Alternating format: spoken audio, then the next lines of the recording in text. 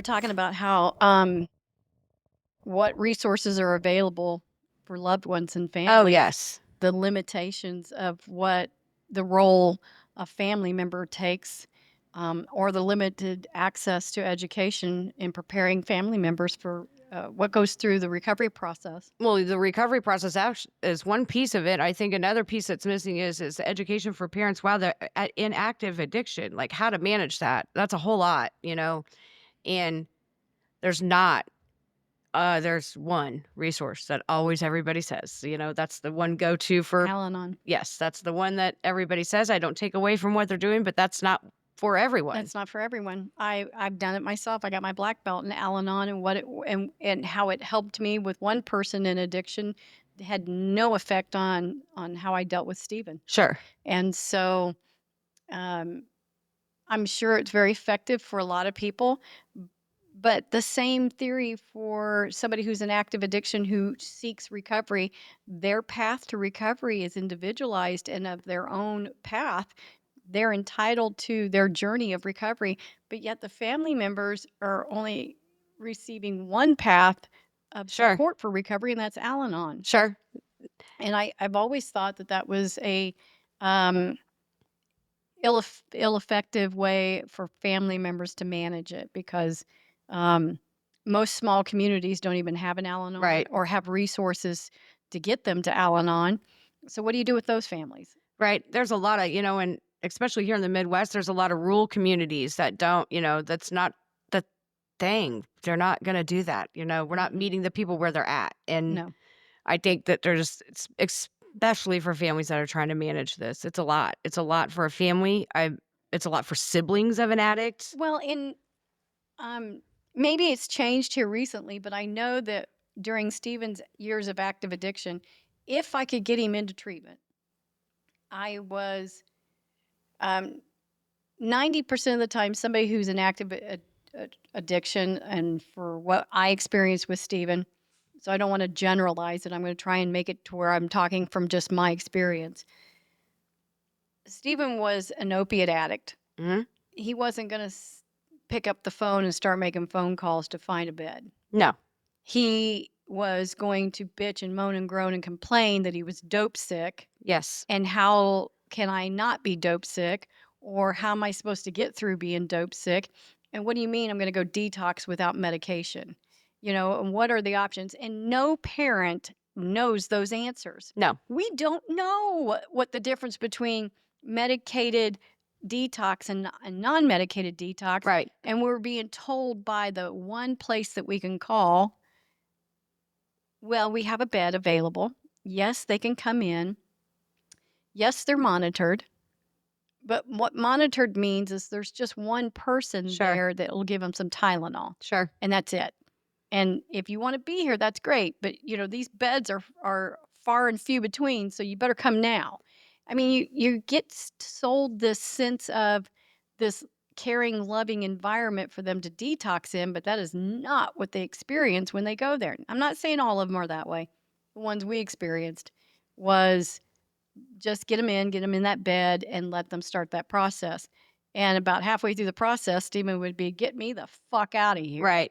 These Right. people don't give a fuck about me other than they're getting paid for me to be in this bed. I think, so now in my recovery, I've been blessed to work within the recovery field. And I've worked in different climates. I've worked on the non-for-profit side where it's the underinsured and the uninsured. And now I work on the commercial insurance side of things.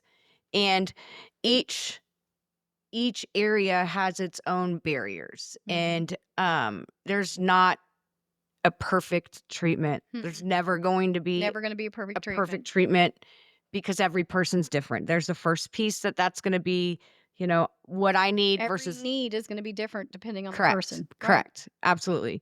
There's that. And the family dynamics are all different for every person. Because And I usually got turned away. I'd pick up the phone and call if we could get past the detox process. I would then start trying to call for beds. uh-huh. Where can I get him into? Well, have him call us. Uh-huh. And I would tell him, I can't get him to call you. You don't understand. You're being a gatekeeper, but I'm the gatekeeper too. Sure. I'm the gatekeeper trying to get the correct information in front of him Right, to narrow down what his choices are, because I could tell him where he's gonna go, but he's not gonna stay. right. He has to own some of that decision making. All I'm trying to do is bring the information to him so he and it's a manipulation on my part for him to feel like he was a part of making that decision Absolutely. or he's not gonna go. Sure. I mean, and that's with anything people wanna be a part of, if I'm not a part of figuring out what to do for myself, I'm not going to listen to what you're Exactly. saying. And I would tell him, I would say, "Listen, I'm not making this decision for him. I'm gathering the information for Right. him to make the decision, but you don't wanna share that with me." I And I would say, "I can't get him he is not well in his right mind to make these phone calls to get the information. It's too overwhelming." Correct. He's got the mind of a 12-year-old. A 12-year-old isn't gonna be making that decision. I And the go, first time anything gets overwhelming, you're gonna stop it. I mean, "Yeah, it's that's uncomfortable. I'm done." right. And if it and that's that's something that is that and trying to navigate the system to figure out treatment, that's a full-time job for someone. I mean, and And if then I told him, I said, "On top of that, he's got 13 years in the Department of Corrections. They don't correct. even know how to freaking talk on the phone to somebody. Right, right. He doesn't even know how to ask for the question, ask the questions." My boyfriend did for about 20 years, Mhm. 13 in his last stretch, and so, yeah, he gets very frustrated with he's only been out since November, and he becomes very frustrated with technology. Well, and Stephen never understood how to talk to somebody on the phone.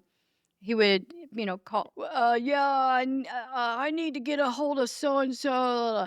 I said, "That's not how you talk to somebody on the phone. You call and you say, 'Hey, my name is so and so.' Another Is failure in so the right. services. Yeah, he never learned how to navigate." I go, "Half of how you."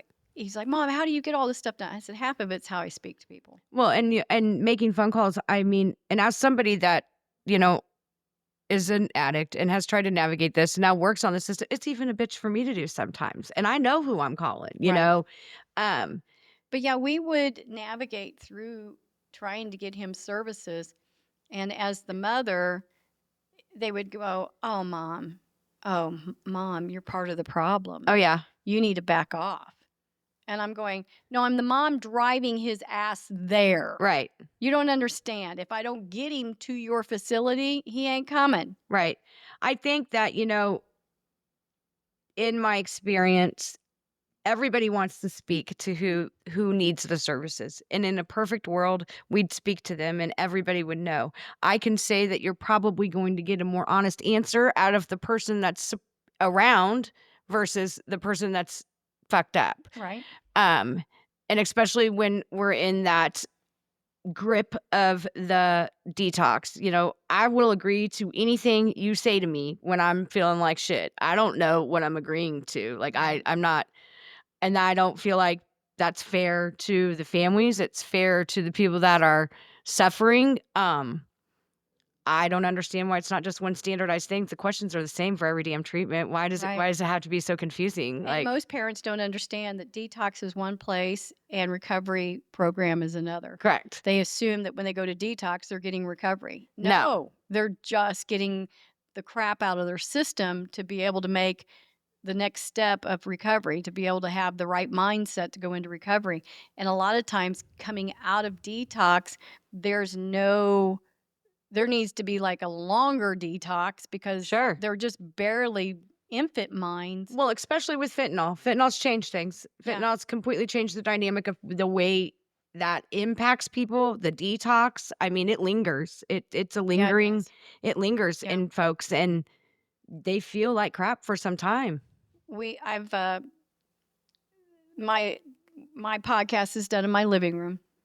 My son is laid on this floor and he has detoxed for up to 2 weeks It's awful. on a floor. It's awful. Wouldn't get off the floor. Mm, Didn't want to be anywhere but the floor. mm. So, I can honestly say that as we're learning about fentanyl, as we're learning about the the makeup of it, the chemical compound, the makeup of it, and as we introduce other drugs with it, we have no idea what the need is. No.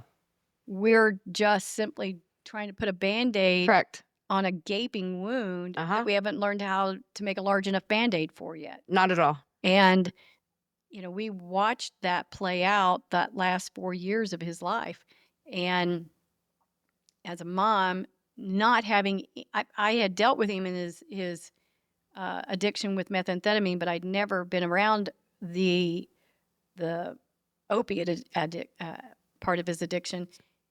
Entirely different. Entirely different. It Uh-huh. is a whole different, and I was like, "How do you go from one to the other?" Well, he didn't. Um, Dabbling in both? he's dabbling in both. Yep. Yeah. Yep. He was dabbling in both, and that's what he Well, would it's like prefer. a system. As an addict, you're trying to balance yourself back Yeah. out. It's like, "Oh, I did too much of this over here. I'm gonna do some of this over here, and that'll Yeah, he was balance." speedballing, taking them both, Uh-huh. and I that blew my mind. I'm like, "How are you even alive? Uh-huh. How are you even alive?" Um, but Opiates were never my thing, and I couldn't even tell you why. Like, yeah, I don't know. I've done them. yeah. I mean, I can back tell with you, I wish it was never his thing. I did not realize he was an opiate addict until about 2 weeks after he came home from prison. He had been introduced to it in prison. Oh, Take that home. doesn't surprise me at Yeah. all. And we had moved him. He was staying with somebody and they got kicked out of the place that they were living at. And I went over there to go clean his things out or go get his things because he was nowhere to be found. And they called and said, "Come get his belongings." And I found the spoons. And that was that was a turning point for me as a mother Mhm. to find the burnt spoons Sure. and knowing what I was looking at and just in horror of what I was looking at. Like, I was expecting to find a syringe, I was expecting to Sure. find that, but I wasn't expecting to find a spoon, and I remember going, "No mother should ever have to see this. No mother should ever find the spoon." And then I found some heroin Mhm. that had I don't know how who leaves their drugs behind, but he did.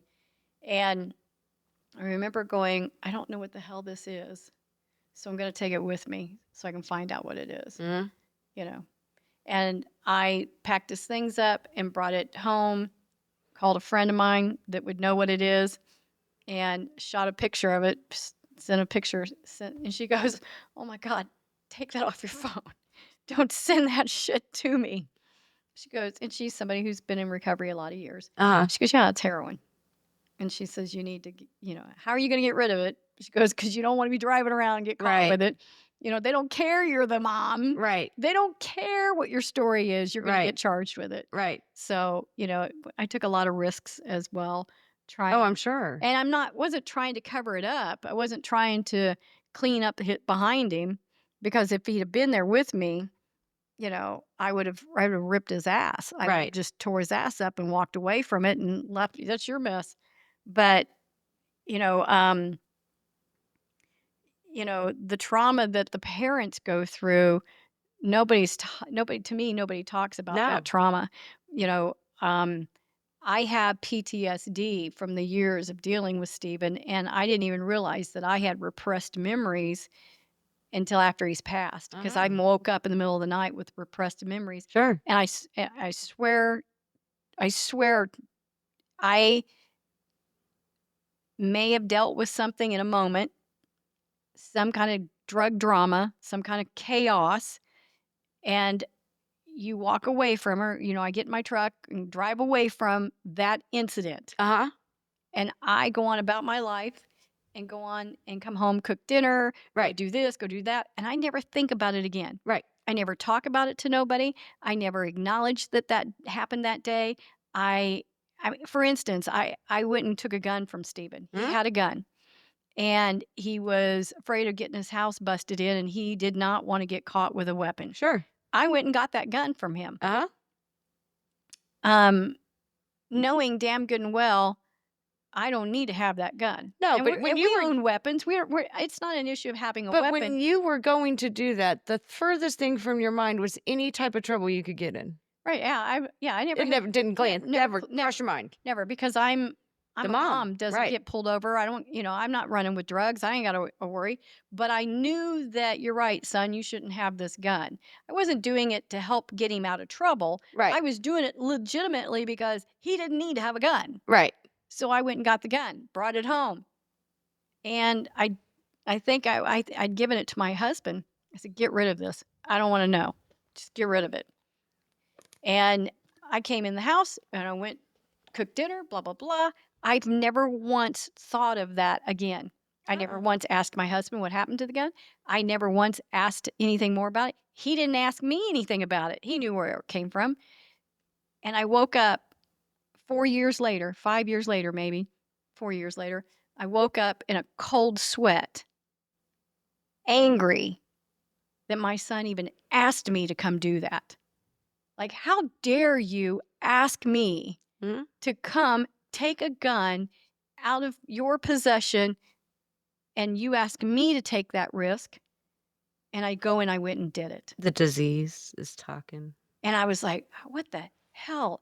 It woke me up in that moment of 4 years later of that instance that was trauma. Mhm. That is trauma. Yes. Nobody else I know in my friends, nobody else's kid is gonna call and say, "Mom, I'm fucking strung out, and I know Right. they're gonna come bust my door in any day now, and I got a gun in here, and I don't wanna go down for all that time."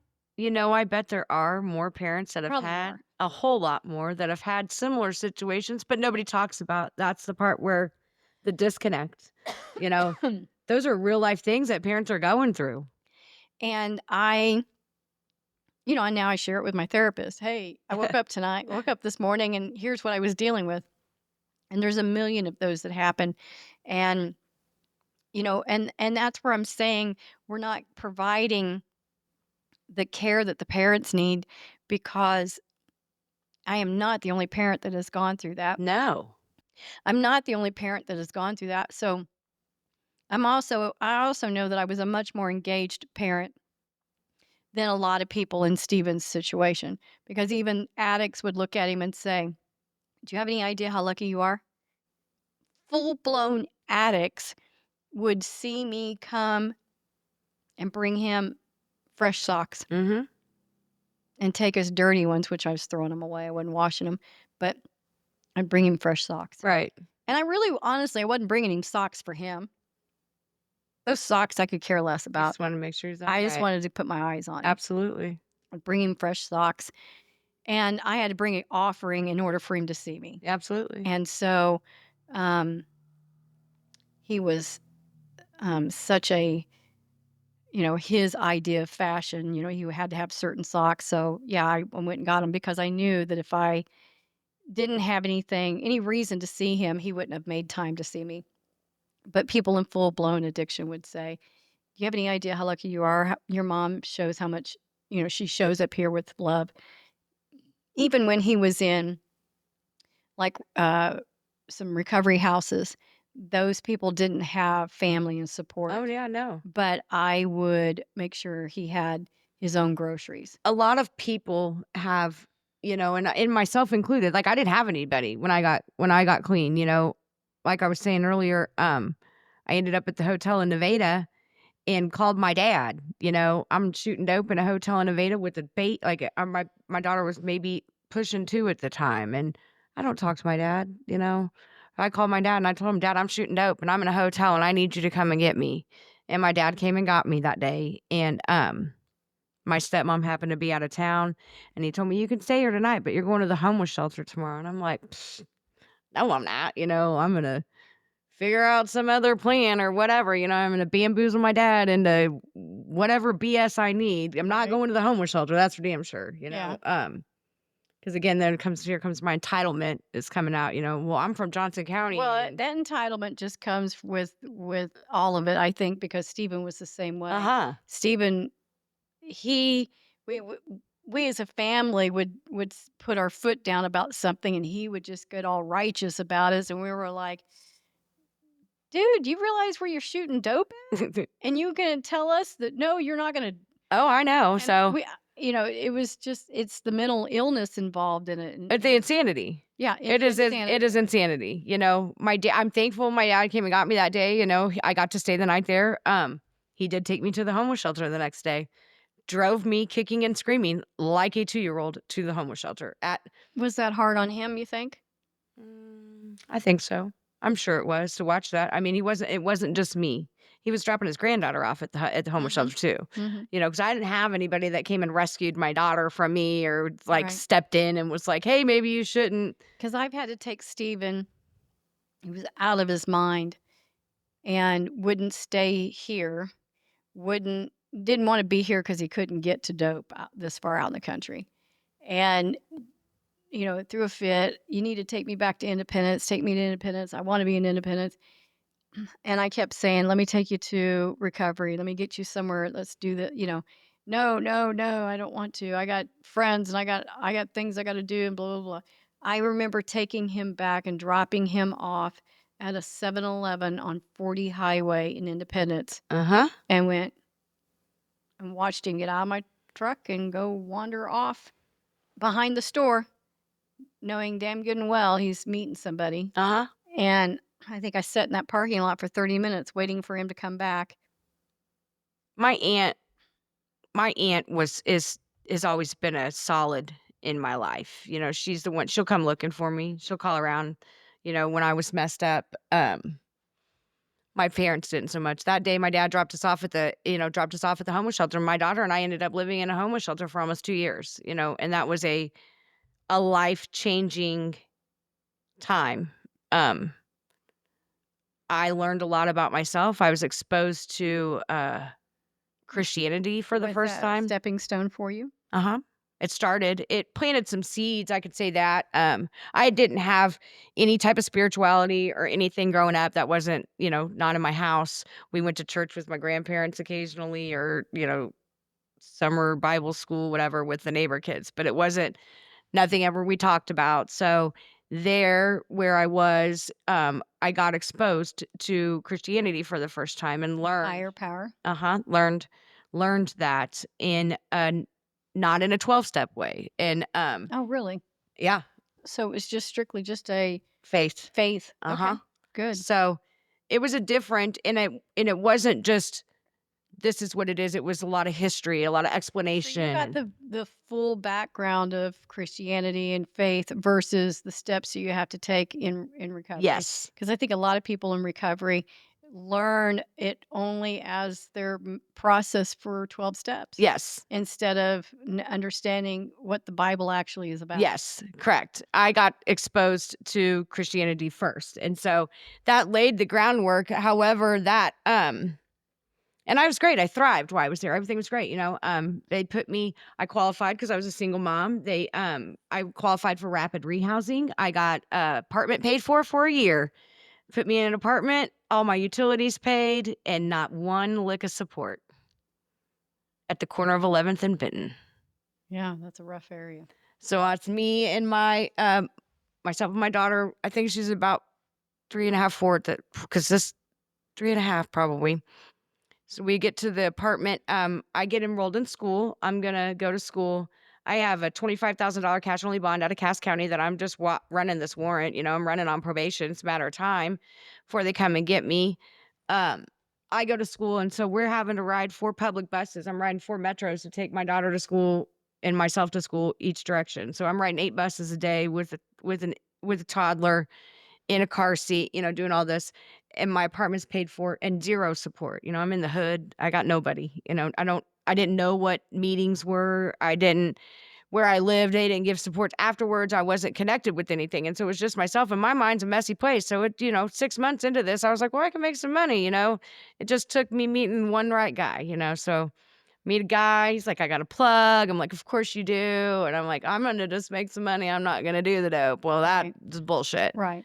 So back in it again, now I'm back in it in this time my daughter's father's in prison and it's just me, so it was bad. It real bad. I didn't shoot dope this time. That was my big justification. I'm like, "Not bad. I'm just smoking dope." Well, my house is a fucking chaotic. It's like if you looked up trap house, it was my house. Like it was all the things are happening at my house. Um, and my daughter's there the entire time. So this is all going on.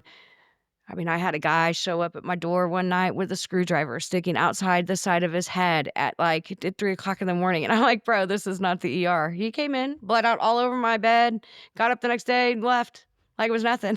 Just like, and those are just like, I laugh, but it's not funny, but But every but day, the but the chaos of it became normal. every day, all the time. And if everything was chaotic all the time. And I was always like my house was always the safe trap, for lack of a better word, like, I fed everybody, you could come to my house and take a shower, I always we could wash laundry, I always try to make sure people were taken care of because I know what it's like to not have anywhere to go and not have somewhere to take a shower, and so, I got taken advantage of, and had people that I considered friends that clearly were not friends. Can you really have friends when you're high? I mean, Right, yeah, I mean, I nothing that I was doing was they productive. were their environment, they were Correct. the you were a means to their end. Correct. Yeah. They're just as sick as I was, and, so I had this bond. I quit going to school because I got to the point where they were gonna run my background because I was gonna do clinicals for school, and I was like, "You're not gonna get me in trouble," so I just walked away from all my school, and, feel like I got arrested a few times in there. I don't know, I've been in every jail in the metro, take your pick. Fortunately, I never went to prison, I have no idea. I'll get to that here in a second, but so I end up getting arrested at the Benton apartment. My daughter's 5. Her dad had been out of prison for 6 months. He's living in a transitional housing program, and, that day, I'll never forget, I'd taken Xanax because I was mad at a man, and the night before, and like you talked about the Xanax hangover, I woke up and I had, like, Xanny head, and there was nobody else at my apartment, which was weird in and of itself because there's always never just me and my daughter, there's always somebody else there, and a girlfriend of mine came in the back door and then she left. And I was standing in my closet looking at my safe. And next thing I know, there's all these Jackson County sheriffs in my apartment. And I was like, oh, that's it. And they're like, are you, I'm like, here's the deal, guys. Like, I'm not running because I'm not doing that. I'll give you everything I've got here. I'm not, I'm over this shit. Like, I was so exhausted. Like, almost a relief. Yes, absolutely. I thank the police. I mean, I thank them. Once I got into the police car, I thanked them for arresting me. But the police came and, they took all my drugs and never charged me with them.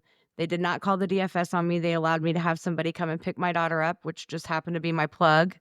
And for whatever reason, he showed up and just came in with all the cops there. Like, I don't know. I mean, he wouldn't even come over to the house when there weren't cops there. So I don't know what happened that day.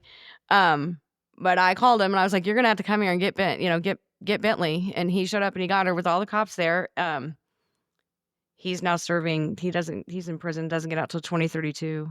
So yeah, he's been in since 2017. So yeah, he didn't make good choices, obviously. Um, But in that brief moment, he had uh-huh, realization that this is a child, uh-huh, and I gotta go get that child out uh-huh, of that. huh. They didn't handcuff me. That was another thing. I said, please don't handcuff me in front of my daughter. This is already hard enough. Don't put me in handcuffs. I'm not gonna run. They said, well, and they were like, well, what's going on over here? And I said, y'all already know. I mean, what do you You don't mean? come kick in a door I without mean, knocking. you've been like arresting people and kicking, like taking stolen cars from over. I mean, y'all already know. And so they took me to the Jackson County Jail. I knew I was headed back to Cass. I had seen my probation officer earlier couple weeks before, I don't know, and I had drove a stolen truck with my daughter in it to probation. And I remember being there at that probation appointment because I always thought that I was going to take my daughter as like the shield. I was like, They're not gonna they're not take gonna you. arrest me if I got my kid. Yeah, they are. They're gonna give arrest me and give me another charge for child endangerment, you dumbass. But whatever, like made sense at the time. And so I'd gone to see my probation officer previous to getting arrested. And I remember because I had always case net myself before I go, because I gotta check, I'm like, I But gotta know what the hell's going on. right, but you realize that doesn't always No, I know, it doesn't always yeah, work. yeah, they don't They don't always always do it. if they go get a search warrant, it might be on It there, could be, but and you maybe never not, know. Right. right? So I'm always checking. And so when I had seen that she had already recommended, she had violated me and already recommended for me to go do a 120. And I was like, well, I'm reporting. Like, how are you violating? Like, I don't understand. So I showed up there and we go to probation and we get to the end and she's like, do you have any questions? And I was like, yeah, can you tell me why are you recommending I get a 120? Like, I have a warrant, you know? She's like, oh, well, the judge may issue a warrant or he may just issue a court date. Lady, he's not issuing me no damn court date. I run on y'all all the time. So I knew leaving that day that one, I was You were potentially, on short time. yeah, I was going to get arrested soon and I was looking at prison time this time. Like that was the first time that prison had ever been, even though it was some underlying BS always, it was in black and white now, it's Yeah. like, oh shit. So I get arrested this day. I go to Cass County. I end up there and, they don't take you to court right away in Cass County. You're there for a minute and there's nothing to do, literally nothing to do. You are in one room with no TV and it's just you and whatever other chicks are there. And um that's super annoying, like super annoying. My mind is my own worst enemy and now I have nothing to Occupy. occupy my Mhm. mind and so I feel like that's a big failure in the system. And, like, you can't just put me in a room and think if I wasn't crazy before I got here, I'm gonna act out at some point because 'cause I'm Yeah, yeah. losing my mind. There's a lot of broken things in our system with incarceration. Absolutely, that's a whole other Yeah. Yeah, that's a whole path other I could hot travel down. right. Right. And Uh, as a parent of going through that and seeing it happen to Stephen, who was a mentally ill person with right. a traumatic brain injury, and you're gonna the 13 years he did in prison, the last 7, he did 5 and a half of them in ag seg. Not straight, Right. but he did more time in ag seg on investigations. Oh, yeah. You get stuck in ag Uh-huh. seg for maybe 6, 7 months for an Right. investigation. Then And then they they come don't even back do and say, anything. "You're fine, we're gonna put you back in Uh-huh. general population." And it just destroyed his mind. It just It's awful. it destroyed his mind It was awful. because what if you're mentally ill and you have a traumatic brain injury, then let's put you in an environment that is gonna make jello out of your brain Right. because there's nothing to stimulate your brain. Right. Yeah, we could go down that road, and I won't do that because 'cause it'll just make me angry. We're not gonna do that. But, so let's step back into where alright, so you get arrested, Uh-huh. you go to jail, Uh-huh. your plug has your daughter. Uh-huh. W Take me from there.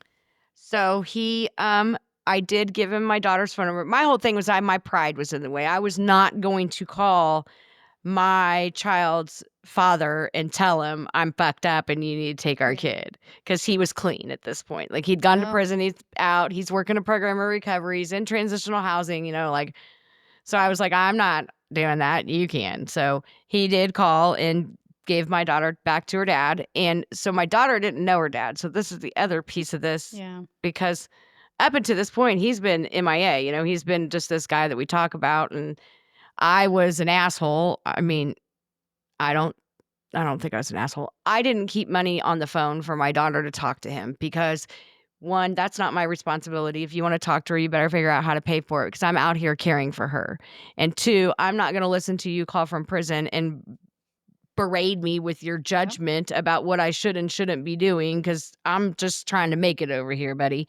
So I didn't keep time on the phone. So my daughter didn't know her dad when they had been seeing each other since he'd been out, but that's 6 months. And now she's used to living in the trap house. And now she's being uprooted and going over here and she didn't know what the hell was going on. So I think that probably, I don't know. I think that scared me. I was afraid that my daughter wasn't going to like me. She was getting old enough now that Oh, she yeah. was able to understand within what is capable for her age. You were you were just kinda struggling with, "What is my daughter gonna think of me?" Until Uh-huh. she finally discovers what we've been living like isn't Yes. normal. Yes. And when I got arrested, it was at the end of September. So now I'm in jail and it's Thanksgiving, Christmas, New Year's, my Hard birthday, time. all the things, because I did 7 months in Cass County the last time I was there. Uh, I went to court the first time and they were like, "Well, I was like, "Well, I'm not doing a 120." And the judge was like, "Well," I was like, "I'm telling you I'm not doing that. Like, I don't know what we're gonna do, but I'm not going to prison to do a 120 to start my probation over. Like, I'm not, because clearly I already have a hard enough time doing probation, so let's just try to get off probation." And so I had been in the county for 7 months, and I thought that I was going to convince the court to let me just "I'll give you this probation back, and I'll keep the felony, and this is what it'll be, and I'm gonna get sentenced to" whatever. They are not doing any of my bullshit.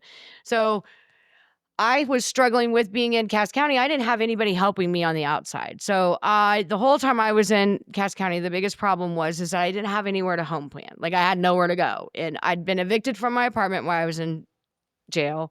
Nobody's answering the phone for me. My mom had blocked me at this point. She wasn't even accepting calls from me. So I was going to court asking to use the phone, literally. Like they'd give me 2 phone calls and the deputies would have to come get me and I would go up front and I'd be able to make free phone calls to call. Well, the police don't always work on your side. So like they're coming to get me at like 9 o'clock at night and like at 6 o'clock on a Sunday. And I'm like, I'm not sure you think I'm supposed to be calling on these times to get in anywhere. And so I ended up hearing about the healing house from a gal that had come through. And so I reached out to the healing house and I started talking to them and they didn't have a bed. It was they didn't have a bed, they didn't have a bed. I reached back out to the homeless shelter that I was in, and they said I could come back. And so I had to wait to get back in front of the judge. So I get back in front of the judge, let him know, and then they were supposed to release me to go. Well, they delayed. So by the time I end up getting released from the county, I don't have anywhere to go. They released me thinking I was going one place, but that bed's no longer available because they take too long. And Yeah. yeah, that You fun gotta be game. ready to move when they tell you. Correct. Yesterday, actually, they really want you camping outside. Right, Right. right. So I don't have a bed. I'm walking down the road. I just got the brown bag, and I've been in, and I'm trying hard. Like, and I don't know what the hell I'm gonna do. I don't have a phone. So I call my girlfriend. I go stay at her house, and I'm on the couch. She's high, and every day I'm just calling the healing house, and I keep getting told no, and the guy that my plug that had come and got my daughter, he was, on Facebook and he was like, "Come on, Sarah, come with me. I got dope. I got money." And I'm like, "Bro, I'm really not trying to like I'm Mhm. really trying not to go back down." Like I didn't know what I was gonna do, but I knew I didn't want to go that way. So whatever. So I was, but every day that I kept getting told no, it was just like that much easier to say fuck it and go get high. And so finally, after being on the couch 10 days, Mama Judy at the healing house, she said, "Come on, come today." And I was like, "Thank God." And so I went and my I've met her, by the way, Mama Judy or Bobby Joe? Mama Judy. Mama Judy before she passed away. Mhm, Yeah, she's a great lady. I love her. I mhm. love her. She saved my life. Those moms did, I'll tell you. Yeah. Both of them did. So my aunts come and take me to the healing house and I was terrified. I'd never done anything like this, and so they could take me to the healing house, and everybody there was so loving. Everybody's like, "Oh, welcome home," and Yeah, it's a very loving environment. yes, very loving, and I was like, "Nobody likes me." Like, "What do you mean?" So it was very uncomfortable at first. You're not used to hearing, words of affirmation, No, and most people in active addiction are not used to that. no. Yeah. And mind you, I have nothing, like nothing to my name. So like I had the clothes I went to jail in and whatever bits and pieces of crap I've picked up in the 10 days I've been out. So and when you're in the county jail, like I went in on meth, so I'm already looking like shit. Now I've ate nothing but carbs and laid around, so now I look like a blown up, swollen, not good for your mental health again. So I didn't have anything, and I remember this gal was like, "Here, we could go get some clothes," and everybody was just so welcoming there, and I felt safe, and I hadn't felt safe in a long time. And I think I'd been there like maybe 4 or 5 days, I don't remember. And, you could have visitation on Sundays, and your family could come see you, and so my mom and my daughter were supposed to be coming to see me, and, um,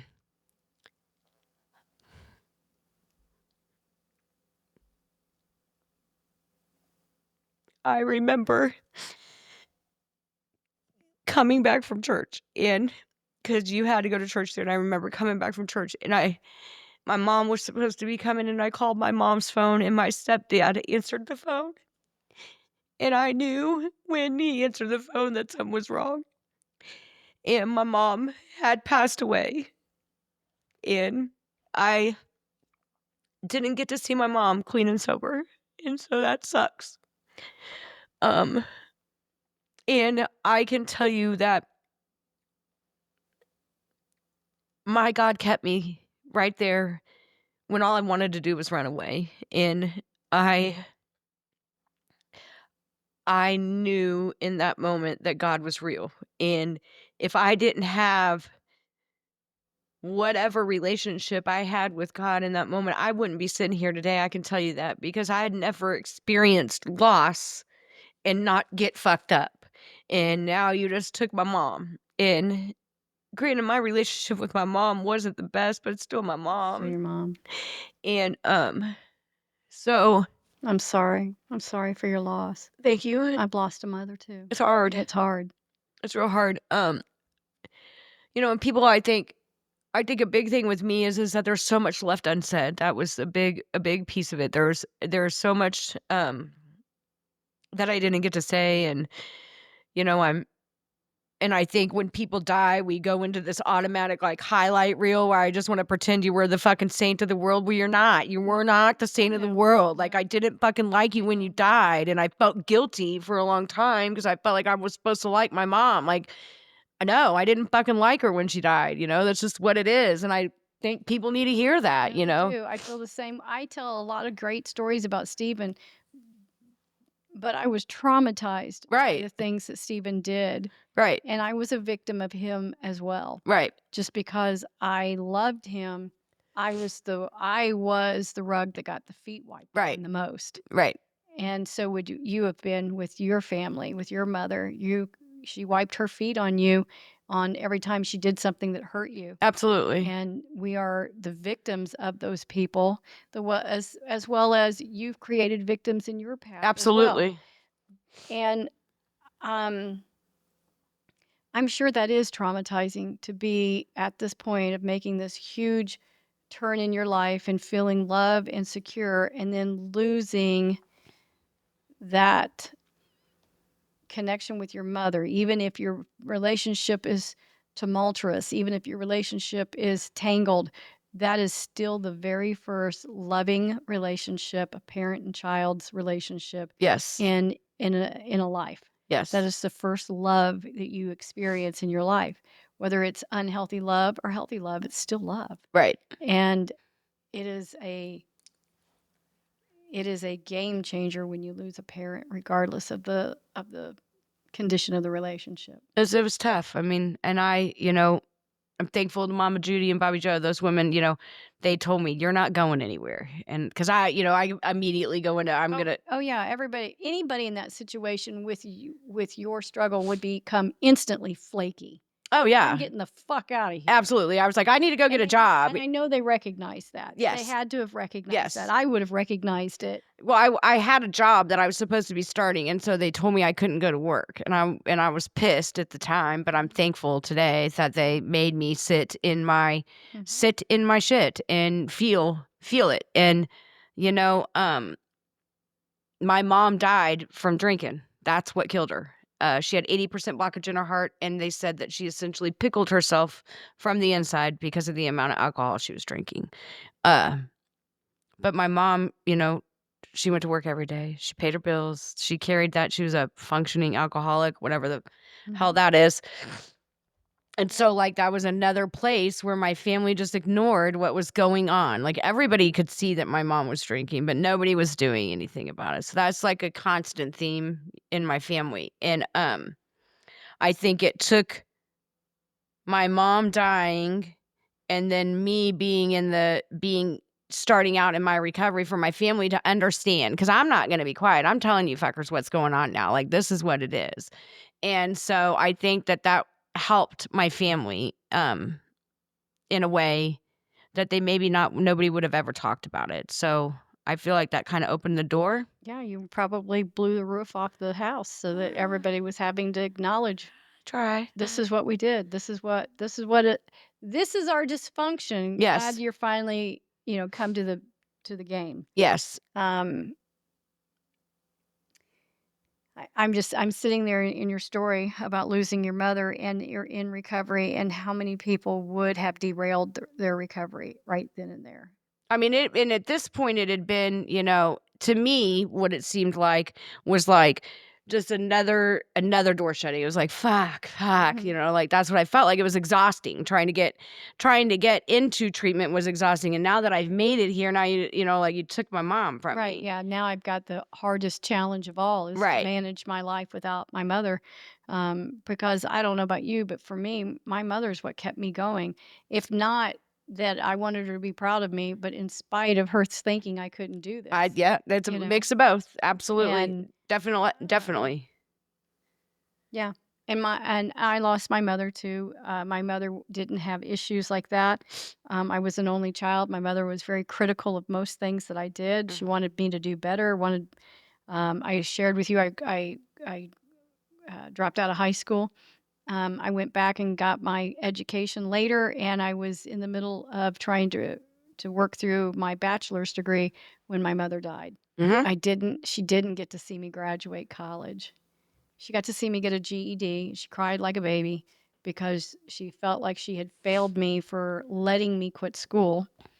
But then when I was already in classes. I was studying for my GED and taking classes for my associates at the same time. Yes. I did 12 college credits and studied and got my GED the very first semester I went to school. I wasn't playing around. Good job. I had time to make up for.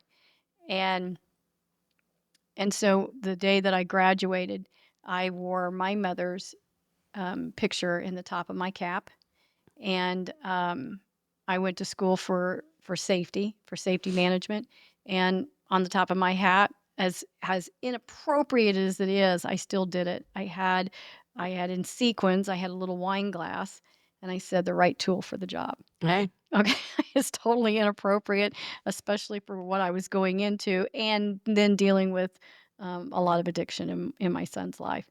But at the time, um, I remember walking my graduation saying, the one accomplishment I would have wanted my mother to have seen the most, she wasn't here to see it. Ironically, at the same time, Stephen wasn't there because he was in prison. I I honestly, in all of Stephen's chaos and drama, I was allowed to, and I don't mean allowed like somebody gave me permission, but in a way it was permission. I would never have been able to go to college had Stephen been out of prison. Sure. I Sure. couldn't have functioned. That's God. God. He spent 7 years, that last 7 years, and it took me 5 years to finish my schooling, and I would never have been able to do it had Stephen been out on the streets. Well, and that makes sense. I mean, if he would have been out on the streets, you're wrapped up in Oh, yeah, the I wouldn't have put you would have had no myself first. time. I wouldn't have put myself first. So, in some ways, and Stephen was very proud of that. He said that multiple times. Um, he never finished high school. He had gotten a GED, and he says, we're a family of high school dropouts, but yet you go to college. You're the first one in our family to go to college. And I go, yes, because I'm going to be the first one that's going to turn this ship and point it in the right direction. I said, I have to be the one that turns the ship. And, um, and I think that's what I always try to constantly do with Steven is try to get him to get on board Mhm. and come with me Mhm. because I'm trying to point us in a better direction. Sure. My younger son, he definitely is in that other direction. He definitely understood. We watched what your brother did. We're not going to go that direction. We're going to go in another direction. Logan has stumbled. Logan's had challenges, but ultimately, at the end of the day, his path is not the same as his brother's. His Sure. path isn't even the same as mine. Right. It's his path. Yes. You know. So where are you at now? Then you went through the healing house. Uh-huh. How long did you stay there? I was at the healing house for about 6-ish months. So in this time, my daughter, who's living with her dad, was trying to play matchmaker between her dad and I. She was like, "Well, you'd really like my mom if you got to know her, all Mhm, this stuff." mhm, And so me and him reconnected. excuse me, in our recovery. He'd been clean and I'd been clean. And so we decided we were gonna give it a go. And I don't I don't think I did it out of obligation. I felt obligated to go and do this for my daughter. Yeah. I don't think he's a bad person. He's not my person. We're great friends. I mean, I have a wonderful relationship with my ex-husband, but we got married. I moved out, we got married. That wasn't the thing, you know. Yeah. Now, so since I got clean and went through the healing house, I got into working in the recovery field. So I started off as a good friend of mine was like, "Working in a restaurant's not gonna work out for you, Sarah." And I said, "You're probably right." She's like, Yeah. "Why don't you come over here and do this?" I was like, "Okay." And so I went and I was a tech at a women's recovery home, and that's where I got started. And one of my first mentors in this field told me that I could have letters after my name like a doctor. And I said, "But I have a GED." And he said, "But you can still have them." And I said, "Great, I want them all." And Right. so I started on a quest to move myself up in this field. So I became a peer specialist was the first credential that I got. So that's a Mhm. certified peer. Yep. Um, it's a capacity I worked with Steven in. Mhm. Um, then I have my medication awareness recovery specialist was what it was called, Mars, when I got, Mars. yep. Mhm. So I have that. And then now I have a certified alcohol drug counselor. Could be a reciprocal. I just haven't done it yet. I've worked in different roles in the field. So started as a tech. I worked in the homes. I've been a recovery coach. I tried to be a drug counselor for a little while. Then I was a program manager over a couple of programs of residential treatment. Now I found my niche now. I work in business development. So I'm like a promoter for lack of a better I go around and inform people about the treatment center that I work for and how I can work to help you get your people into treatment. So Wow. it's the same skill set of hustling dope, except I'm hustling recovery now. It's the same You're a hope dealer. it's the same skill set, so No longer a dope dealer, now a hope dealer. absolutely, Yeah. and I feel like if somebody would've and I feel like that's something that people need to pay attention to, like, I have a daughter and I pay attention to what she's doing, and like, in high school, they should, like, have some type of assessment of, like, what your skill set is and Mhm. hone in on that, like, I'm a Yep. people person, I've always been like that. If somebody would've told me to go in sales out of high school, I would've probably been in it gone on a Yeah. coulda gone on a different route in No, life. that's hilarious. But you're right. We need to focus in on what skills is, benefit or what people really gravitate towards. Right, real life Yeah, stuff. absolutely. So, so what you're doing in recovery now, um,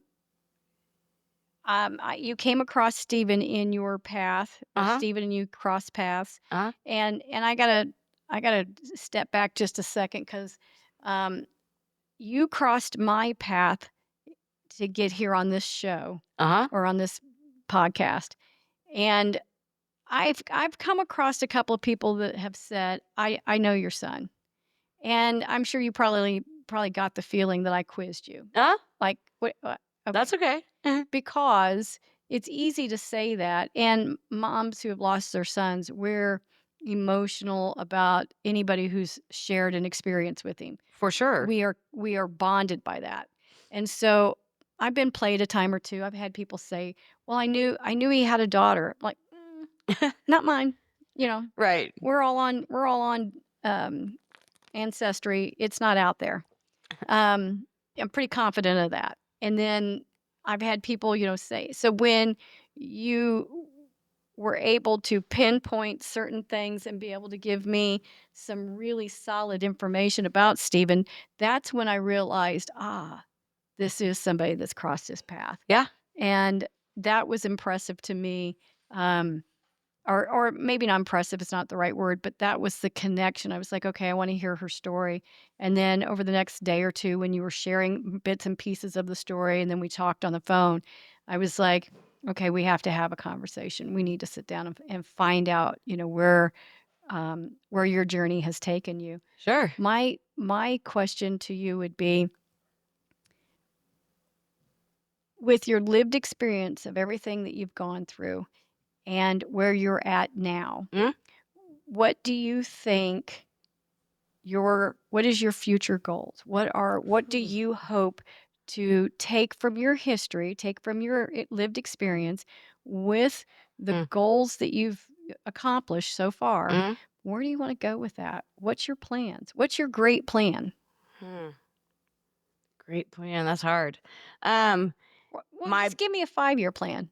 What's m- your 5-year plan? my biggest goal. I just want to tell my story to everybody that'll listen. That's my biggest goal. I want to tell anybody that'll listen. I would love to be able to go talk to high school girls. That's where I mean, I feel like Mhm. there's a big lack in that of and the raw, realistic, Mhm. not sugar coated BS that kids get Not the fed. after school Yeah, special. no, I want to go talk about real life shit. And kids need that. And so if I could have things my way, that's what I'd really like to do. So you want to advocate for the before somebody gets to that point, Uh-huh. before somebody is already in the trenches of addiction. You want to help navigate around that. You That's a want to good place. I feel like just I would like a lot more education. I feel like needs to happen. Real education. I've mentioned I have a 13-year-old daughter. She carries Narcan in her backpack, Mhm.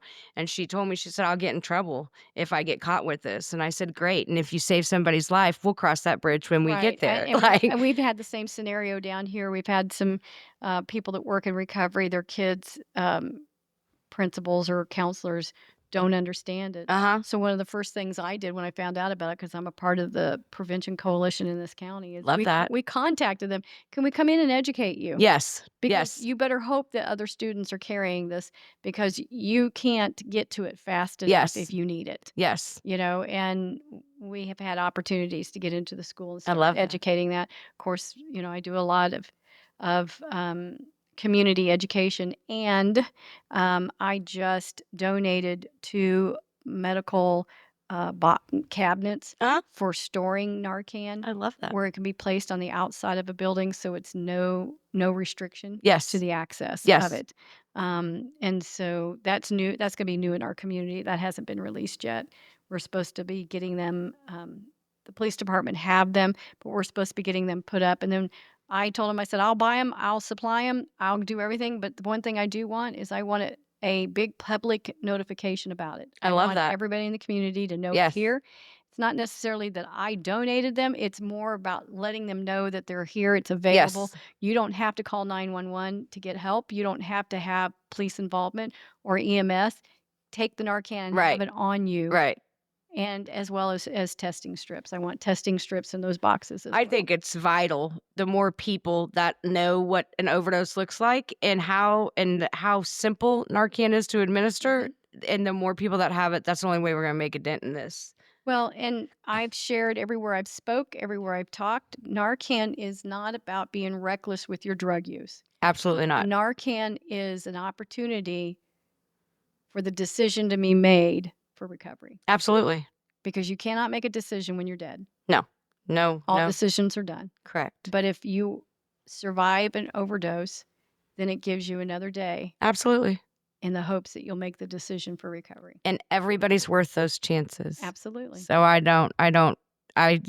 working in this field, I've seen a lot of people that have come and go, they come and go, they come and go, they come and go. I don't care, come and go 3,000 bazillion times. Every time you come, you're trying. It's a new layer of tools, Uh-huh. and sometimes you gotta have 5 layers, and Absolutely. somebody has to have 10 layers. You asked me what I was gonna do, my 5-year plan, so yeah, definitely I wanna tell my story. I hope to graduate college. Currently in my senior year of college. I'm slated to graduate next May, so I'll be the first one. That's a big thing, as you said. Yep. That's been a long time coming, so that's a big thing. You inspire me to I wanna do a podcast because I feel like this is the best platform to reach people. It's real, it's uncensored. There's not somebody telling me what I Nope. can and can't say. Nope. Um, and I just feel like there's things that need to be talked about. Like it's okay to have just real discussions. Like you can live in a house where your parents are shitty and we can talk about it. And Mhm. like it's okay. Like, and I don't think that there's a space really where people understand that. And so Well, and I think there's a community out there that's thirsty for this information. I absolutely. think that they are tired of seeing what's produced on television, trying to portray it as realistic, and that's not real. Not at all. Um, you Reality TV is not reality. No. Even the intervention show, and that's the closest Scripted. thing that they're gonna come to seeing that, other than seeing it in their own life if they're living that. Even then, that's scripted. Yep. All of that is put together for ratings. Yes. But, uh, having these conversations and talking and sharing the gut-wrenching honesty is what people are it it stops people from coming forward and saying, I need help. I need to get services. Our life is a mess," because nobody else is saying it. Right. So if you have a community that is saying it and then saying it, following it up with, "Listen, if you're struggling, Yes. you need to go contact services, and if you don't have private insurance, there's other programs out there." There's an answer for everybody. Yes, there is services out there that will fit your need, but you Yes. gotta ask for it. You gotta advocate for yourself to get it. Yes. And here's where to start at. Uh, And every county's different and oh, every yeah. location is different. So when somebody reaches out to me, first thing I do is ask them, "Where are you from?" Yep. And then I get online, hunt it up online. Okay, in California, you have blah, blah, blah, blah, blah, blah, blah, whatever it is. And if that doesn't get you, give them a call and they can start you in that process. Yes. I rarely turn anybody down that's, I mean, there's probably a time or two somebody's asked me for services, but that I'm traveling and I can't respond to them, but I try my hardest to let people know. And in Missouri, I tell them, listen, you've got Medicaid if you're not working. You've got, if you're a female and you've got children, Medicaid is your first answer, and that's going to help you get started. And are you registered? Have you gone and got services? You know, um, and then there's also, the marketplace. If you have an income and you don't have insurance, you need to go to the marketplace to get your insurance started. And, but even if you don't want to go down that road, there are still community support services in every county of this state. Absolutely. All you have to do is call them. Well, and I think another big piece of this also is we gotta meet people where they're at. Oh, yeah. Some people aren't ready to get clean, and that I mean, my goal, I would love to see everybody get clean and nobody use any substances, but over here in the real world, people are gonna keep on getting high. Yeah. I wanna keep people alive. Yeah. And I had a lot of criticism from a lot of people about my relationship with Steven. He was resistant to recovery. He the only the longest length of recovery he had is after he was injured. He was in my home. I was his legal guardian. I had full control of him, and he hated me for it. Sure. I had him clean, and I say it like that because it was not on his choices. He was forced to be clean, and it was a year and a half that he Uh-huh. was clean, not by choice. Right. On his own, maybe 30 days, 60 days here and there. He never had any full recovery time where he's really thinking clear-minded. Sure. And I people would criticize me for taking him something to eat, for going and looking for him, for, blowing his phone up, or buying a phone, and I've been very honest about, "You damn right I bought a phone because I had a tracker in every one of them phones right. because as long as he was moving, I could go to work." And you knew he was alive. I knew he was alive. Yep. As long as that phone was moving and he was using calling some of the same numbers, I knew his behavior hadn't changed and he was alive that day. I feel like something worth mentioning is it's specifically with the fentanyl, and ultimately in the world that we live in today, everybody that is using drugs is going to be touched by fentanyl. So Yeah, you're not it's immune. in It's in everything. everything. That terrifies me, and I'm the person that did bumps in the club. So for me to I did drugs for 22 years and never batted an eye as to what you were giving me, what I was selling you. I didn't think about it. Mm-mm. I didn't test my drugs, none of that. Today I would not buy anything on the street from anyone. Like, yeah, I'm terrified. Mhm. So, fentanyl ultimately, I feel like, is going to impact everyone. And so, having an understanding of what that looks like and being able to meet people where they're at, if you're in that space where it's life or death, and I don't think people truly grasp the severity of fentanyl, it literally will kill you. Like, I don't think people I think it's something that they just think, "Oh, it's not me," or No, you're right. And, Stephen was honest with me about his drug use, even clear up to the very end. And he was traumatized by some of the people he lost through the years due to fentanyl. He was sure that this little lady, this I don't want to say little because they called her Big Mama, an older black woman that would take him in when he was on the streets running. She would let him stay at her house, and her drug of choice was crack, mhm, and he used opiates and he had fentanyl, and he had overdosed at her house, and she called ambulance, called 911, and they transported him, mhm, and he couldn't get out of there fast enough because he knew that he had fentanyl at the house. uh-huh, She did not know it was fentanyl, uh-huh, and when he got back there, she was dead uh, because she thought it was crack, mhm, and she went to go smoke it. mhm. And, um, that that story there screwed him up Oh, I'm sure. because he knew he killed her. Absolutely. He And I think that, and I don't I and mean, he felt the responsibility of his drugs being in the house. yes, Not that it was given to her, yes, not that he said, "Hold this for me." He just knew he had it right. in her house, and if he was gone, she was gonna use it. She was gonna find it and use it. Well, I think that that's something also, another piece of what I want, like the jails, the justice system is so screwed up, and that's another thing that I'm big about. I want to try to bring reform for recidivism. Like, if you're not going to equip the people when they come out, don't you can't expect them not to come back. I mean, that's just Right? what it is. And so, with what you're saying there, I think that you know people I don't know, people are just really the fentanyl thing is just entirely different. It's totally changed things. And if people, you know, are quick to punish, and punish isn't the answer. I know, and I'm sure. So I have someone close to me that recently just she's lost two sons in the last year to fentanyl overdoses. And one was cocaine laced fentanyl. He was not intentionally trying to, use fentanyl. And her other son was an active fentanyl user, so it was just a matter of time, unfortunately, because he wasn't getting clean. And she's in the stage of grief right now. She's pissed. She wants to blame the person who gave those drugs to her son. And and I had a very honest conversation with her the other night. And I said, "You're not mad at that person." I said, "Those people did not intend to kill your son. That was not, nobody that's selling drugs is going around trying to sell enough drugs to kill people. Mhm. That's not what they're doing." And I'm sure as a mom It's that, it's misplaced anger. We don't know where to yes. put it. Right. And I think that that's a part of this problem is that people wanna place blame. You can't blame anybody. It's just this is what it is.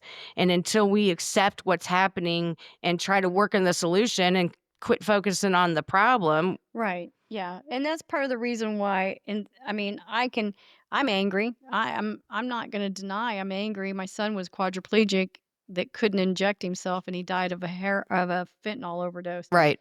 I'm going to always be angry at that because that wasn't His will. it was, I mean, he probably did ask, beg, do everything he could to get it to happen for him. But at the end of the day, somebody had to tie him up, somebody Right. had to shoot him up, Right. and it's not, I've blown all my veins, I can't get it, will you help me get it? It is somebody who's medically fragile, Right. and I looked at every single one of them people that were in and out of his house, and I said to them, because I was that crazy mom that would go to the house, "You kill him, I'm coming after you. Right. He's medically fragile. He's a quadriplegic. He's already fucked his life up enough, and you Right. are gonna take his life from him."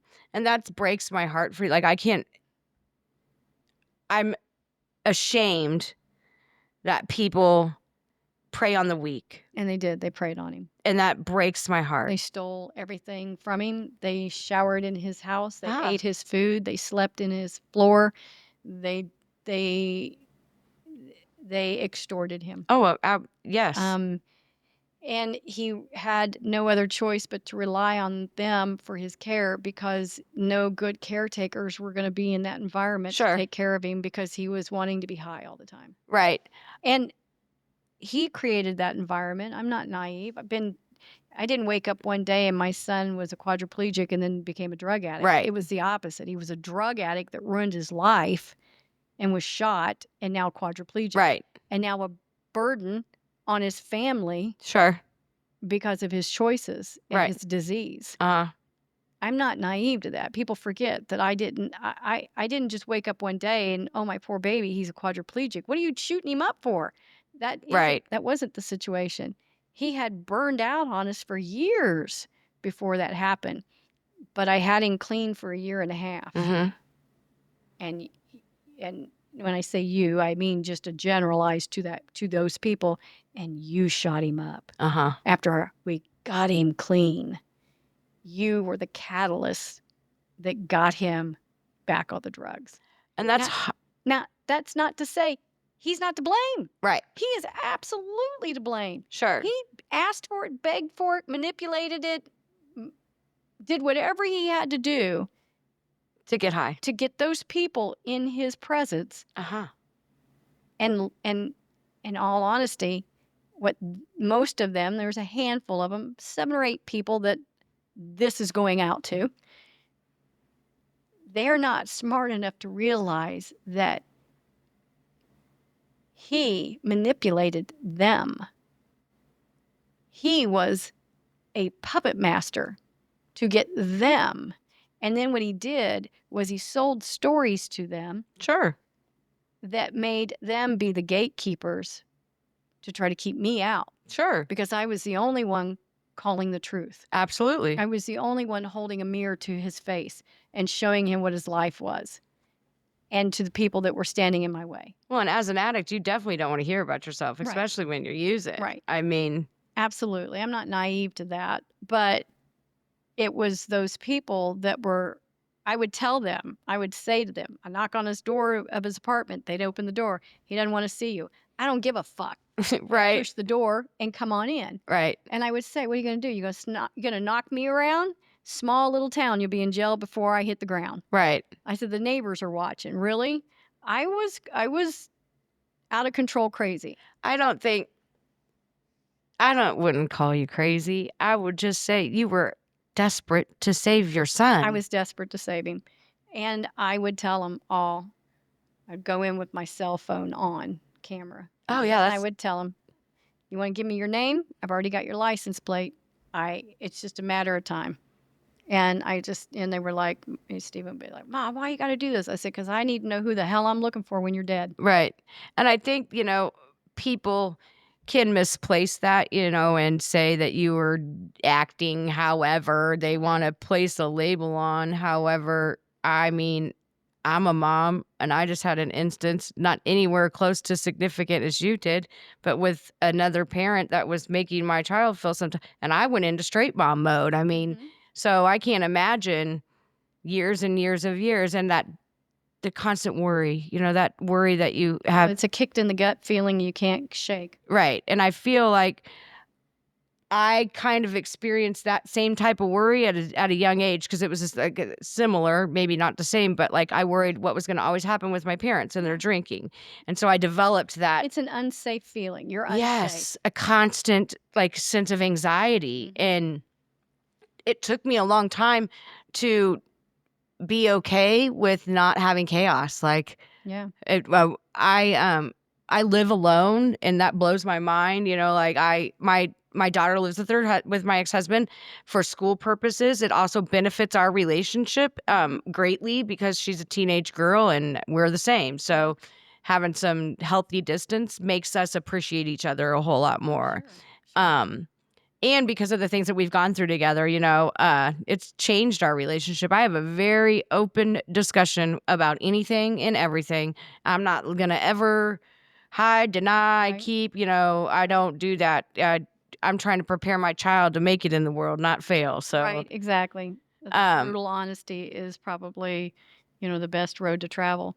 But no, I mean, we've shared here a little bit about back and forth, and I've had a lot of people who have had recovery that still look at me and say, you were enabling him this whole time. I still get a little bit of pushback in that, and or I hear people say, why are you mad at the people that were giving him those drugs?"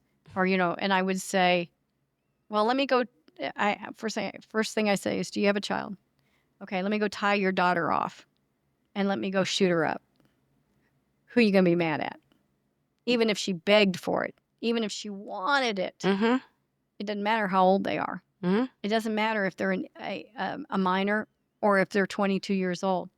Somebody harmed your child, Absolutely. whether the child asked for it or not. They Right. still carried out the harm." Right. And And I think that, that's the barrier people forget. uh-huh. That's the barrier they forget. I've worked with, and so in in my career now, because I could say that I have a career, I never had one before. I've worked with a lot of parents that have, parents and child, that have ultimately lost their kids to addiction, and I can, overdose. And a lot of these people, the parents, bless their little hearts. I mean, they just want their kid to come home one more time. That's what I've noticed. It's Mhm. like they've gone to treatment. They just want them to come home one more time. And then the kids are going home and they're overdosing in their bedrooms and their parents are finding them. And I tell, I've worked with a lot of folks and I tell them if you want to go home and get high, you're going to go home and get high. Don't go home and go die in your parents' house. Yeah. Don't do that to your parents. Yeah. Like, if you want to, don't do that, and that seems to be more and more of a common thing that's happening. It is. I've seen, so I wouldn't have noticed it before, but now because I speak out and a lot of people come to me and talk to me about what they've experienced, I hear a lot of people, he went to recovery, he came home, and 6 weeks later he died. Uh-huh. My one of my closest friends that has lost a child, um, they had a rough story, and he came home and died in her bathroom. She was waiting for him to come outside for them to watch a 4th of July stuff, and Mhm. she couldn't get him to come out of the house, finally went in and found him. So, the the the thing that I think hits me so hard is when I hear these stories. I know that's not how our story was, but I know that that's a common thing that's happening, and for us, it was a little bit different. Stephen didn't die immediately. He died of complications to a overdose. He went without oxygen too long. Mhm. We had to take him, he went to the hospital. He was on life support. We had to make that decision. Right. We had closure with him, maybe not of his full mental capacity, but his physical body, we had closure with. And I'm grateful that I had that. I'm grateful that I had that experience, as traumatic as that experience was. I'm grateful I had that because for me, it would have been more traumatic to have gone in and found him Sure. dead. Absolutely. And I'm grateful that I didn't have to go through that. I went through enough with all of the other 25 years. Absolutely. I'm grateful, 'cause that was my biggest fear. I was gonna find him dead, or I was gonna be notified that he was dead, Right. and there was no last words, there was nothing left to be said. I'm grateful that I had that. So, I know that that was a precious gift that I was given, but I worked a lot of years to make sure I had that. And that's what you were doing the whole time. That's what I was doing the entire time. You weren't I don't necessarily, and I don't think any parent goes into this as try to enable any, like, and I don't think anybody's trying to ever enable anybody's addiction. You're just trying to love them. Right. And I was trying to let him know he was worthy and correct. that we couldn't love the addiction out of him, No. but we wanted him to know that when he was ready to do it, and my husband even had a great relationship with him, even as screwed up as it was with his addiction. My husband would say, "I don't like what I see you doing to my wife, and I hate watching what you're doing to yourself.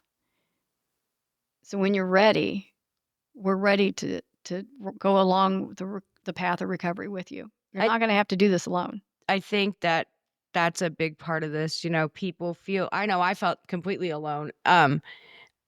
Just as humans, we're designed to fellowship. This is what Mhm. we want to be around people. And when you are using substances, you create that You community, do. the same Yeah. community I that you're, watched the community rotate in and out of Stephen's yes, house. you're Yeah. creating a community, because as much as you're isolated, you don't want to be alone. Nobody wants to be alone. And So you create that community. So when you get clean, you gotta create the You same gotta have the same you community, gotta and recovery has to be fun, Yes. and it has and having a relationship with your higher power has to be, something that brings you joy. Yes. Otherwise, it's not something that you're gonna be interested in doing it. If you can't replace drugs with fun, you're not gonna replace the drugs. No, you have to, and I feel like, that's a big thing with me. Finding balance is like the biggest thing with me.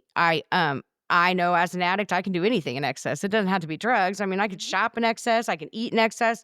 So I know for me, I try to find balance often, and it looks different. And as I can sit here honestly and share a part of my story is I had some years in this, and then I thought that I was gonna be able to drink because that's not never gonna be it. Right? I thought that was gonna be okay. It's not. It doesn't. I'm an addict. I can't It lowers your inhibition. I can't do anything. I don't make good choices. So, Mhm, um, that's a part of my story where people are like, "Oh," and then everybody gets in this labeling thing, and I'm not a big labeler. mhm. I can't stand that. I'm if and I tell everybody this, all I want is you to be the best version of you. I don't know what that is. That's up to you to determine what that is. And sometimes those first steps to that is just harm reduction. The Absolutely. harm reduction Knowing that starts. someone cares. Yeah, I'll bring you Narcan. Do you need a sandwich? Like, where are you at? You want to yeah, talk? I mean, I'm that person. I'll pull up. I don't care. And I'm kind of like you. I don't care where we're going. I'm coming. If you take them on, I'm coming. And I just think that that's a big, like early on in recovery, I feel like people get slammed with support, but then when you're at your 5-year mark, if you don't choose to go the route of the 12 steps, you're out here willy-nilly in it, right. Just white knuckling it. Yeah, and having multi there needs to just be more like just a community, just a sense of Right. community. I can't tell you you're doing your recovery wrong. Right. And I tell everybody, whether you're doing celebration recovery, whether you're doing a 12-step program of any kind, or if you're just simply choosing abstinence, you need to replace all of that focus that you had in your drugs with something else, whether it be a hobby, whether it be a community of people. You know, um, I've known a lot of people that they're still sober, but they're not in a recovery program. I go, but what are you doing? You're not sitting at home watching TV. Sure. You're doing something. Sure. And they all come back with, yeah, I got involved in this. Yeah, I'm weightlifting. Yeah, I'm, whatever it is, competitive eating, whatever it is. Well, and It's something that they have replaced that feeling of the endorphin build that you get from it. I think that's a big part of it. And I think from, a lot of folks also it is I didn't know who the hell I was without drugs. So like I didn't know what was fun. I remember somebody asked me, "What do you like to do for fun?" "I like to steal cars and get high." Like God, that's what I Steven would like have to do said for that. fun. I That's what don't Steven know. that's what Steven said. Somebody asked him, "What is he really good at?" "I fucking steal cars." He And goes, "I got 100 cars stashed throughout the Kansas City area. I can steal cars like nobody." And I remember hearing him tell somebody, they were in a meeting, and I had taken him to the meeting, and I wasn't a part of the meeting, but I was in the church, and I could hear it. And I was like, "Oh my god, that is my kid in there telling everybody all the stolen cars he has." well, and I would and I And he mean wasn't lying, he was serious. right. And I mean, I got to a point where I was using when I was comfortable. Like I was okay with this is what it's gonna be. I'm just gonna be somebody that's on meth forever. I was I was okay with my life being in shambles because I just thought that that's what my life was gonna be in shambles. So And do you think I'm kinda going back what you shared with me. So do you think it was the combination of the healing house giving you a place of love? Do you think that was your step forward? uh, the day I mean, the reason why I'm asking you that is because, there's a lot of people that will listen to this story, and everybody has their different version of, and I don't like the term rock bottom sure. because Stephen was an example of what dragging the bottom. I was gonna say I was rock bottom and then found the basement a few Right, right. times. I don't know that there's truly a rock. I don't know that there's truly a rock bottom for some people. I think there's a moment where people reach their limit of what they're willing to tolerate, and maybe they can classify that as a rock bottom. But for Steven, rock bottom was death, Uh-huh. and we knew that with Steven. Mhm. We knew that there wasn't gonna and I don't I say that and people are gonna be they're gonna shudder when they hear me say I knew that he didn't have a rock bottom Well, because because pe if he continued to get high, he is ultimately gonna going to die, die. right. And that's And just I'm not trying to take away hope from anybody else. I'm not trying to take away somebody's dreams of their child finding recovery because everybody is entitled to worthy of recovery, but not everybody will take those opportunities. correct. And I lived in pre-grief for a long time. It's Mhm. called anticipatory grief. Absolutely. And I lived in it because I knew tragedy was looming. Mhm. You can't do what he was doing for the length of time he was doing it without the tragedy coming. Sure. You can't cheat the devil all the time. Right. And so when I ask you, where do you think your turning point was? I think a turning point is a better answer or a better synopsis than rock bottom because we never found the bottom. Mhm. We didn't have a turning point. We had a reprieve, but we didn't have a turning point. And I want people to be able to hear the success of somebody who had a turning point Sure. because I can't speak on that. Sure. I would say the turning point for me, I was so tired of going to jail. I was so tired of going to jail. It was a constant thing. It just become normal. I was tired of going to jail. I was tired of my stuff not being where it was when I went to I was just tired of the Tired of the people, mess. just tired of the not just so tired. And I didn't know what that meant when I was tired of it by any means. I didn't know that I was gonna come out and have a career in recovery. If you'd have told me this, I'd have laughed in your face. I would have been Sure. like, hell no, I ain't going to work in rehab. Right, Like that's not right. gonna happen. Um, but I couldn't have picked a better like I didn't pick this path. This path chose me. And Right. um I would say that my turning point, when those police didn't charge me with anything that I gave them that day, I was like, "You don't have any more whammies. Like, we can't keep trying to do this. You're gonna end up in serious trouble." I mean, I be I had enough things to commit, I mean, in my home for a few federal crimes a couple weeks previous to this, that something in my gut told me to get rid of the stuff, and then I ended up getting kicked in. I mean, there's a lot of things that God was looking out for me. I know that's what it is now. Mhm. That so to have a clear mind, I remember being in the Jackson County Jail and thinking, "Man, I'm so glad I'm not in trouble for all that shit." Yeah. And I was like, "That's it. I can't I might be try." sitting in jail, but I really dodged a bullet. Oh, absolutely. I was thankful. At that point when I got arrested the last time, I was so thankful to be in jail. I had literally been living in, like, some bad And B-side. here we go. I'm gonna detox right here on the floor Oh, yeah. in the jail. Didn't care. Yeah. Didn't care at all. Yeah. Uh, Let's get through it as quick as we can. correct. I've had Steven do the same thing. Just go to bed. Yeah. And I think, jail became the comfort, for a while. I always knew that I was gonna have food, and I knew, It's crazy because Tommy McGee told me the same thing. He shared the same thing. He says jail became my vacation from the Uh-huh, streets.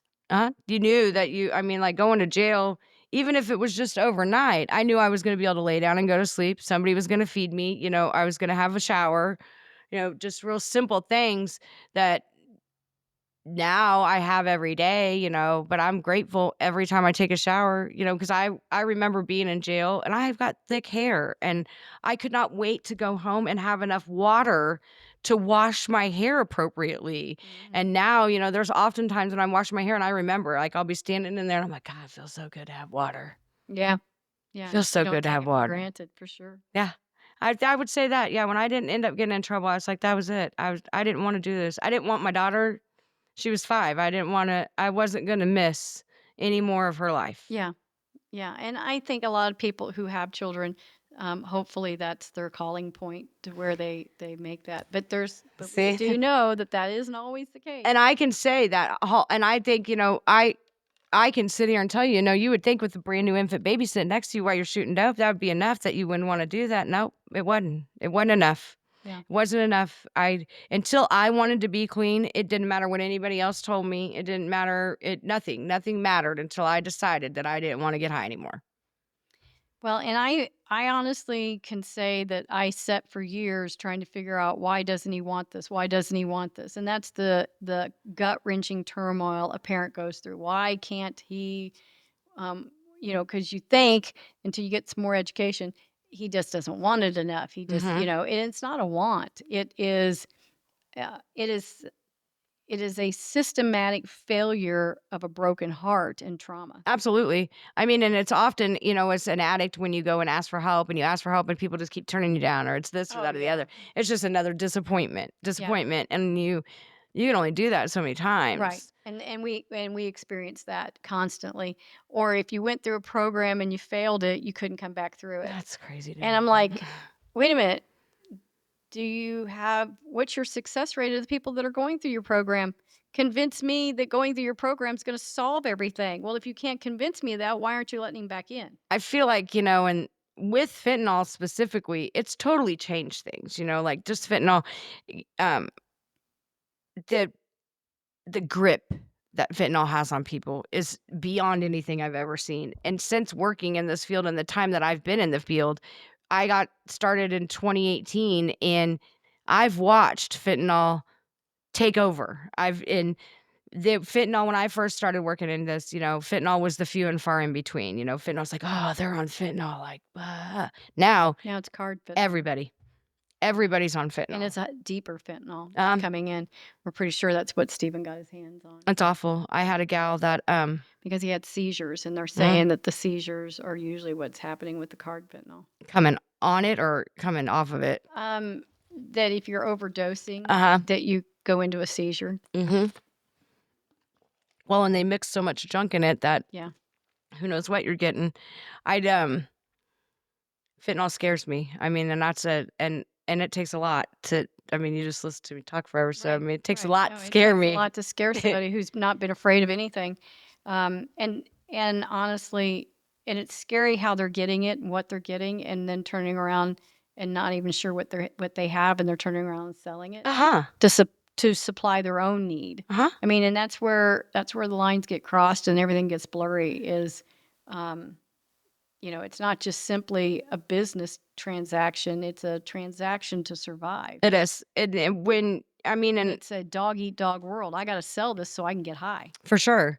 And there are a lot of people, I think that, um,